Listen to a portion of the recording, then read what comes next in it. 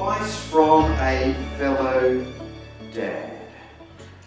It is Father's Day, and I just want to give a big shout out to all of our dads who are here today. You are absolutely amazing, and I hope by the end of my message, it's not going to go too long, and all the dads are saying, yes, that's great, we want to get outside to eat.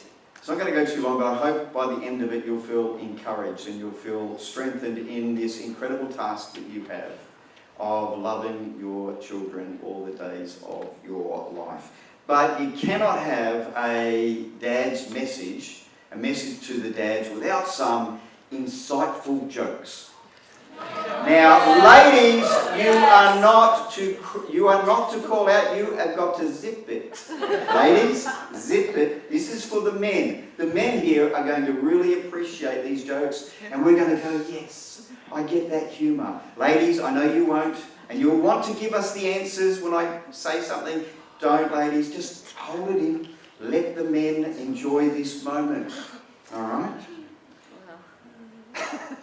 One of the good things about being a man is your memory isn't really good. So I've heard these jokes hundreds of times, and I still laugh at them every time. It's like I've heard them for the first time again. All right? So, first one.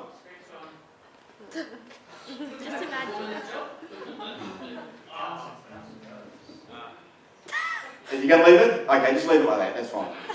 All right. First joke. I tried to catch some fog. I missed. Jokes about German sausage are the worst. I'm hearing all these ladies go, whoa, and all the men are, we go, yeah, that's a good joke, I like that one. I know a guy who's addicted to brake fluid. He says he can stop at any time. I'm reading a book about anti-gravity. I can't put it down. I stayed up all night to see where the sun went. Then it dawned on me. I didn't like my beard at first. Then it grew on me. I wondered why the cricket ball was getting bigger. Then it hit me. Broken pencils are pointless. And what do you call a dinosaur with an extensive vocabulary? A thesaurus. Okay. Now that I've gotten those out of my system, we're here today to celebrate our dads. Oh, yeah, it's all the ladies, can't be. Okay, now we're here today to celebrate our dads, and we're not going to make apologies for any of them. Dads are always going to be a bit of a mixed bag. But if there's one thing that's common across 99.9% of them, is that all of them want the very best for their kids. In fact, I've never personally met a dad who doesn't. Now, I've met some who've made some pretty bad mistakes over the years. I've met some who weren't really great at expressing their love to their children, but that didn't change the way they felt about their kids.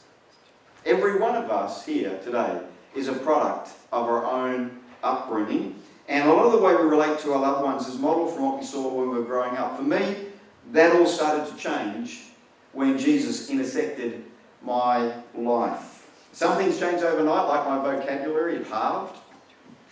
And other things changed over years and are still changing even today. The point that I want to make right from the start of my message is this, that all of us are on a journey. We're all involved in this journey of life, and comparing ourselves with what we perceive in others is unfair on ourselves and detrimental to our growth because it can be quite discouraging. Now, whilst not everyone will get to be a dad, all of us have had a dad. Some of our dads have passed on, some of our dads are still with us, and some of us are in the middle of trying to be good dads to our children. Now, the things that I'm going to share this morning specifically relate to those who are trying to be good dads. However, every one of us can take these points and use them to help us be better friends and neighbours to others. Now, I'm going to give you 3 points this morning. Now, if I was speaking just to the ladies, I'd give you 12, but I'm speaking to guys this morning, so you get 3, okay? Because I want you to remember them. Isn't it interesting? When Jesus was teaching about life, he gave his disciples only 2 points. 2 points. I'm not as good as Jesus. I had to give you 3 this morning, okay? So the first point that I want to make today, if you want to be a better dad, is this. Tell your kids that you love them. Words are vital. Now, my dad grew up in a time when kids were meant to be seen and not heard, and I actually heard that statement around our house quite a few times. Now, that could have been because my parents ended up with 8 kids, and it was pretty noisy at the best of times in our household. But he grew up in a time where kids were meant to be seen and not heard, and that was the attitude of his generation. But what ended up happening for my dad was that he became one of these dads who thought that actions spoke louder than words. And whilst he was always there when I needed him, there definitely were times where I would have really appreciated hearing some words coming out of his mouth. I remember when I joined the army, my dad wrote a letter to me.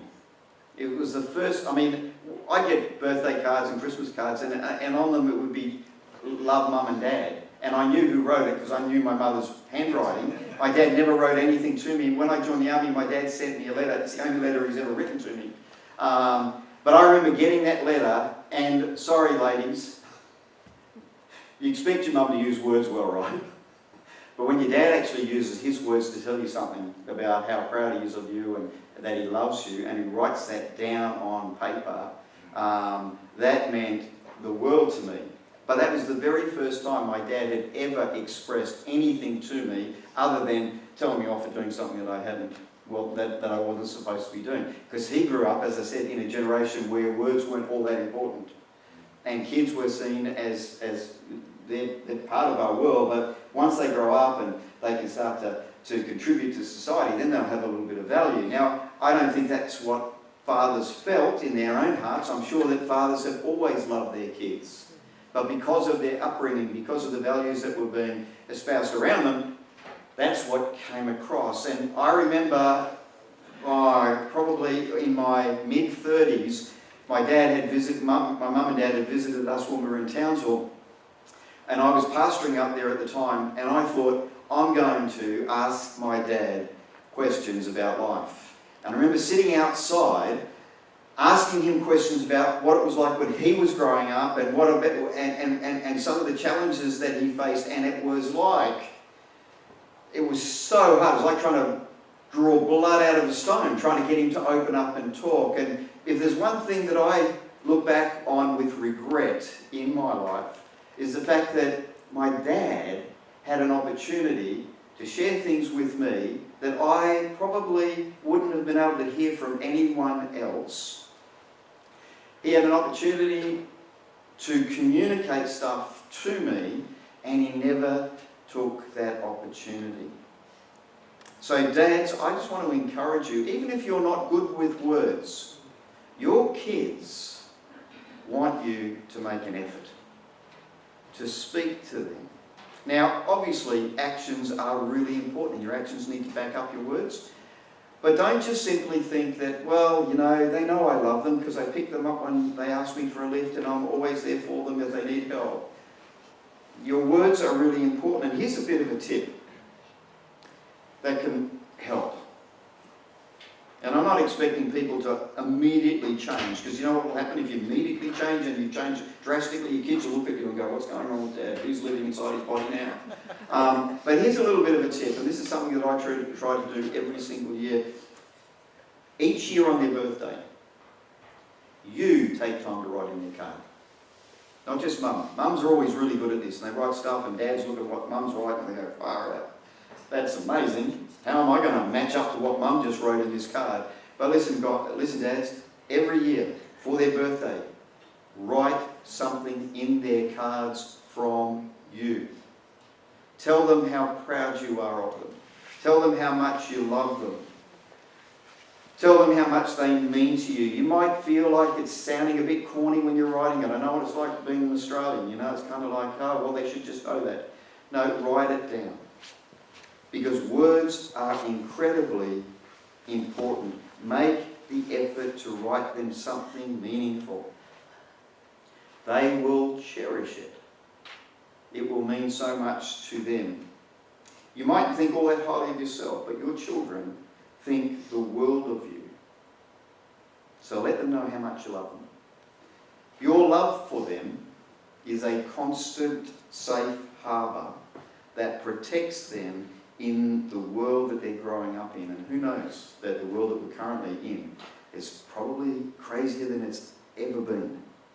And even when they leave home, knowing that their dad loves them and is always going to be there for them, will give them the confidence to flourish in life.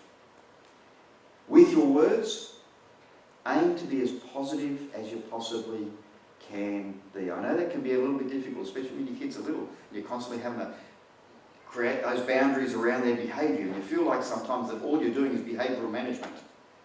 But try to be as positive as you can be with your words. In one study, researchers recorded every interaction. They followed teachers around for a whole month. And they recorded every interaction between the teachers and the kids in their classroom. You know what they discovered? They discovered that 85% of the interaction between teachers and their students was for inappropriate behaviour. Only 15% of the interactions, the verbal interactions between the teachers and their students, was positive, where they were pointing out positive behaviour. What do you think happens when somebody grows up in an environment where everything that they hear is about stuff that they're doing wrong? Now, I'm not saying that you can't tell your kids off if they're doing something wrong. And you should, dads. You should be telling them. You should be creating boundaries around their behaviour so that when they're older, they don't get surprised by getting sacked at work because they just had a bit of a meltdown. It's kind of like, no, you need to control your emotions. You need to control how you're interacting with people around you. Those sorts of boundaries are really important, absolutely. But just remember, when managing behaviour, you will tend to manage the negative behaviour more so than the positive behaviour. So just keep that in your mind. You know, people say it takes 7 good experiences to cancel out 1 negative experience. And that's so true. You get a report card and you might have 7 great comments on there and 1 comment for your improvement. Right? Where do you focus? Everybody focuses on the negative comment. They don't focus on all the good stuff. They focus on the negative comment. And it happens in our relationships as well. You know, the people around us might really love us, but then one person says one thing about the way our hair looks. And for the rest of the day, you know, we're wrecked. You know, it's like, now I'm using a silly example there, but you know it's true. Somebody can say one thing to you and it can totally wreck your life. And yet you get all this other positive affirmation from other people, but you don't even focus on that, you focus on the negative. Now that's actually a lesson for all of us, that we need to be a little bit better at focusing on the positive ourselves. Because at the end of the day, we're the ones who are the gatekeepers of what goes on inside our minds. But with your kids, just every now and again, tell them that they're doing a great job and you're proud of them. Tell your kids that you love them. Tell your kids that they're smart. Tell your kids that you're proud of them. Tell your kids that out of all the kids in the world, yours are the best. Tell them that. I tell my kids that. I think my kids are the best kids in the world. And every dad thinks that about their kids. So let them know that to at least their dad, they are the best. Point number 2. So point number 1 is tell your kids that you love them. Words are vital. Point number 2 is be the person you want them to become. Values are caught, not taught. My dad used to say, do as I say, not as I do. And even as a young kid, that used to bug the heck out of me. He thought it was funny. And I remember, it's funny how things stick in your head. I remember I was in 2nd grade at school. And I remember being outside near the tap. And we were playing a game and my dad was out there and he said this. He said, you know, do as I, because we were throwing a ball around and he was branding us a bit harder than he should have, the ball. And he said, and I might have been crying at the time. And he said, well, remember, do as I say, not as I do. And as a kid, I mean, my dad was my hero. And I wanted to look up to him. I wanted a role model. I wanted somebody who I could model my behaviour off. And so when my dad says, do as I say, not as I do, I thought that's a real cheap cop-out as a grade 2, as somebody in grade 2. Our kids are a lot smarter than we give them credit for. Our actions are really, really important. Now remember, when looking at this statement, you be the person you want them to become, this is about character. It's not about your job. It doesn't matter what job you have. Your job could be pumping petrol at a service station. This isn't about how high up the corporate ladder you've climbed. It's about the character you demonstrate in front of your children, in your dealings with them and the way you treat others. That's what's of utmost importance. That's what's going to help set them up for success in life. It's not about how high up the ladder you manage to get in life, but how you treat the people in your world that will make all the difference to them. So for all of us, it means this. It means that we'll have to do a little bit of work about defining what we think success is.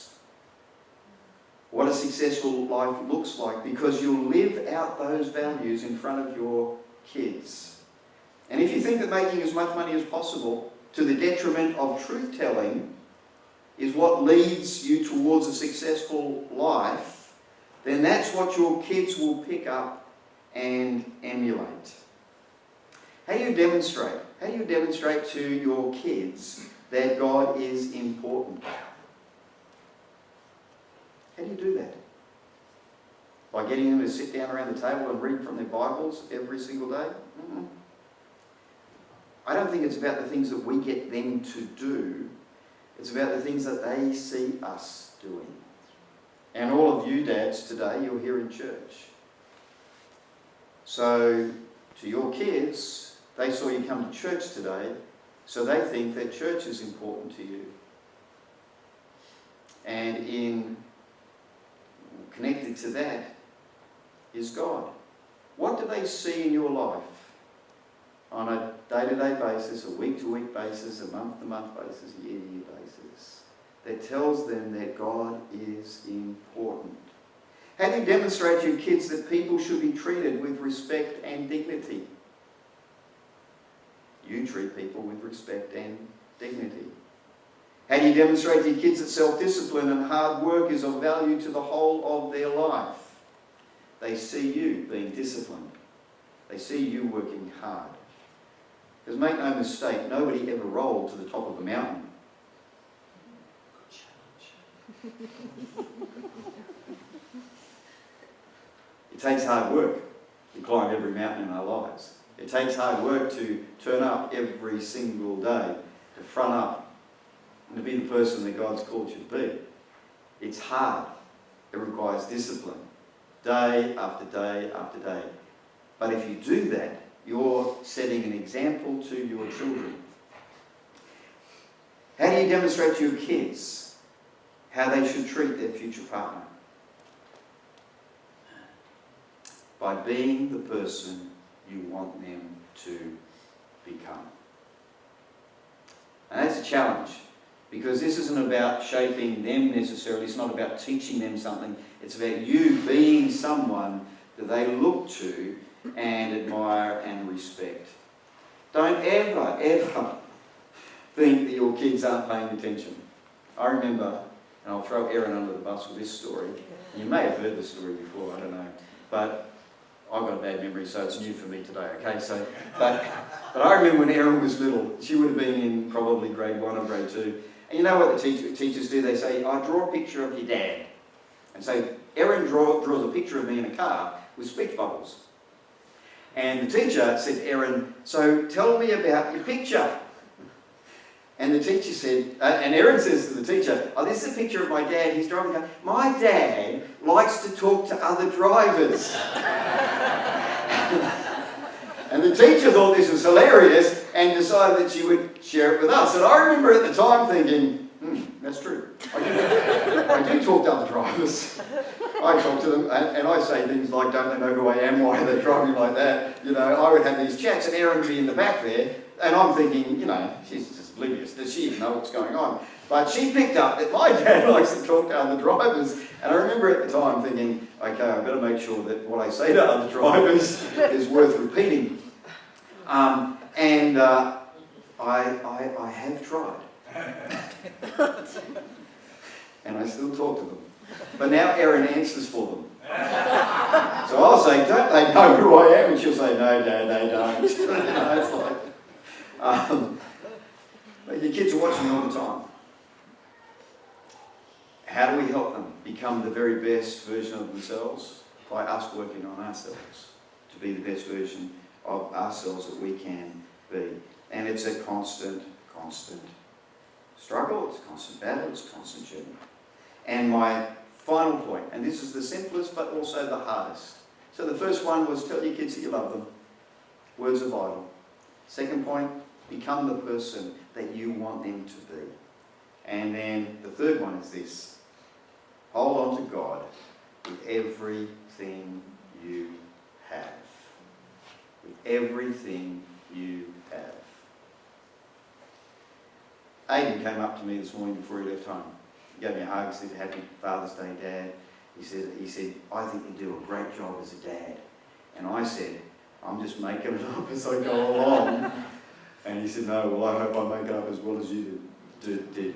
And, but the truth of the matter is this. Every single one of us never get a trial run at being a dad. It's kind of like it's just voiced on us. We've had dads, so we've seen how our dads have done it. We've watched other dads, but there's nothing quite like being a dad yourself. To show you that you have no idea what it is that you're doing. It's just one of the most wonderful endeavours in life. One of the greatest things that you can do is to be a dad of your kids, but it's also the scariest thing that you'll ever do. It's also the most frustrating thing you'll ever do. It's also one of the most difficult things that you'll ever do, because as I said right at the start of my message, every dad I've ever spoken to wants the very best for their kids, but every single dad in this room, I know this morning, knows that they're not perfect. We know we're not perfect. We know we don't know what to do at times. Sometimes when our kids drive us nuts, we just want to take them out of this world. And then we have to repent afterwards and say, God, that's not the right attitude. Sometimes you'll do everything that you know you're supposed to be doing and it just doesn't seem to be working. Because your child is going through something that they've just got to go through. It's part of their journey. And you just want to step in there and help them. You want to step in there and turn the whole thing around, but you can't. And you just got to be there and support them. And sometimes you think your support is working. Other times you think anything you say or do just doesn't work. Who's ever been there as a dad? Don't put your hand up. I'm sure you all can identify with that. And it's really difficult because, as I said, all of us want the very best for our kids. Which is why I put this as my third point. Hold on to God with everything you have.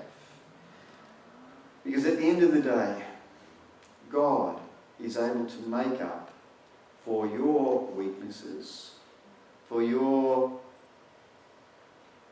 foolishness, for the times that you've gotten it wrong, for the times that you haven't been the dad that you should have been, for the times where you face situations and you're scratching your head and thinking, if that was me, and this is what we all do, we put ourselves in the place of the person that we're trying to help, and we think, well, this is what would help me, and then you realise with your children that every single one of them, whilst they may have some physical characteristics of you, they're all different. They're all different. Always amazes me how you can bring kids up in exactly the same environment, and they all turn out totally different. That's the creativity of God at work in your family.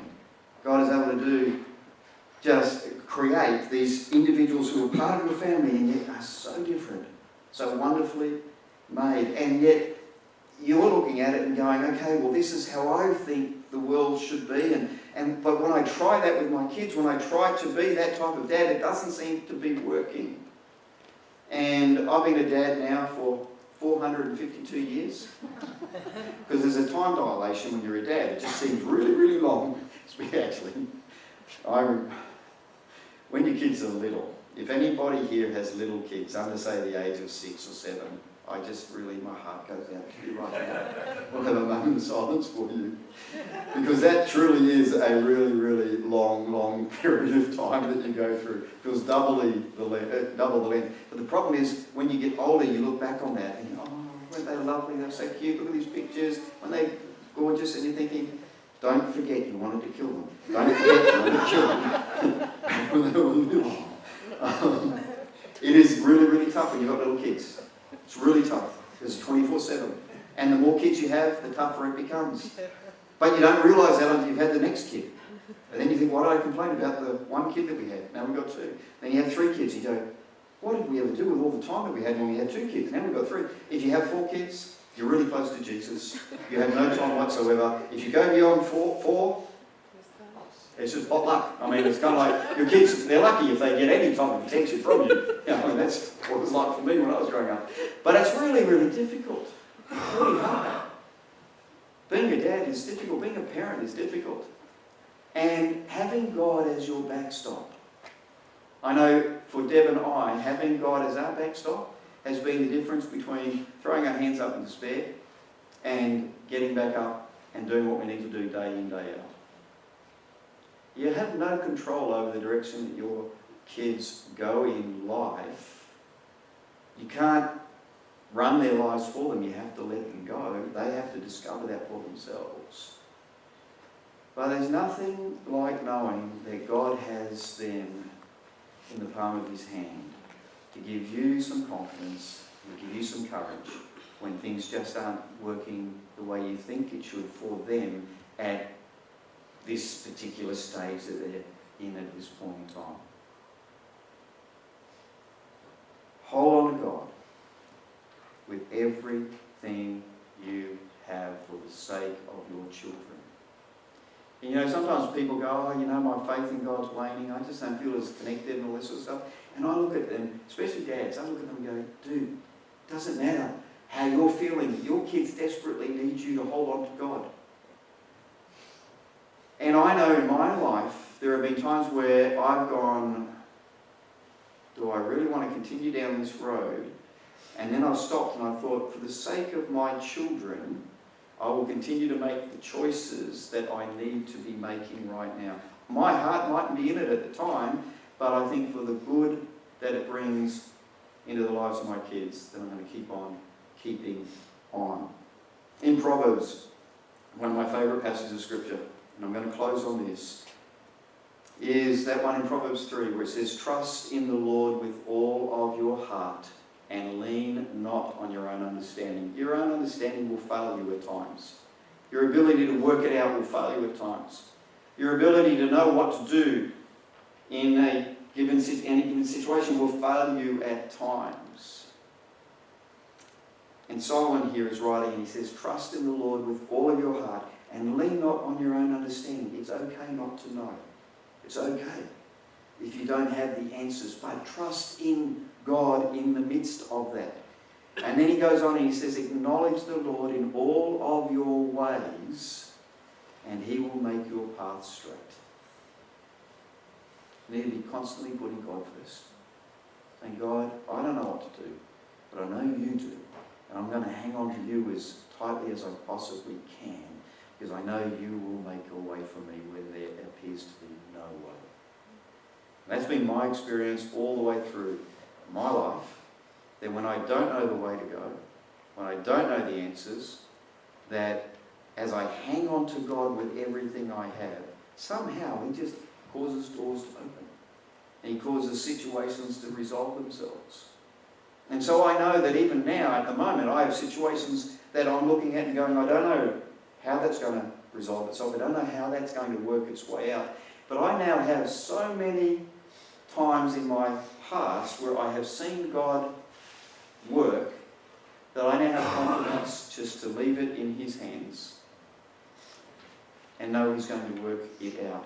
And I leave my children in the hands of God constantly. I did it again this morning. prayed for the grace of God to be upon their lives. And I surrender them to Him. I'm trying to be as good as I can be, but I fail all the time. But there is one who never fails, and that's God. And when we trust our kids into His hands, and we keep doing that for them over and over and over again, it doesn't matter how far they go in life.